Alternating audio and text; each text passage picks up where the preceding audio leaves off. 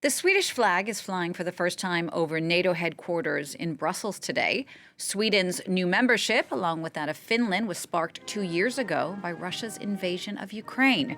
The NATO Secretary General hosted the Swedish Prime Minister earlier for a ceremony, and we're going to talk about that now with our Kethevane Gorjestani. Kethevane, what did the two leaders have to say today at the ceremony? Well, of course, this was a celebration of Sweden joining NATO. Jens Stoltenberg, the Secretary General of NATO, calling it a historic day.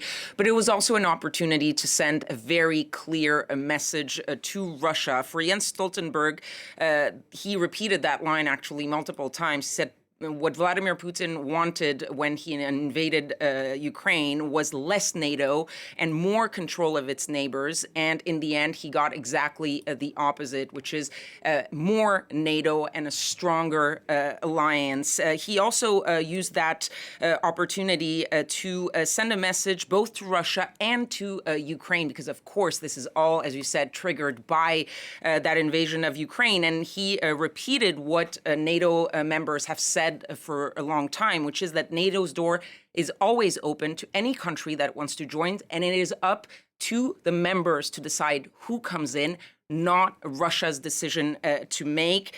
He also said that not only did NATO get stronger, but Ukraine itself is closer to being a NATO member than it ever was before. The question is not if Ukraine will one day be a member of NATO, but when it will be a member of NATO. And the Prime Minister of Sweden had also some messages, pretty much the same messages to Russia. But he also warned that NATO, yes, was stronger, but it needed to continue to be aware of the threat of Russia. He said Russia will stay a threat for the Euro-Atlantic alliance for the foreseeable future. But we are now more aware of that threat than we were ever before. So this was a way of celebrating NATO and continuing to affirm how strong the alliance is, but what those threats are, and sending that message to Vladimir Putin that NATO is standing strong, is standing allied. And it's also a sort of response to some of the comments that we've seen from the former U.S. President Donald Trump, who has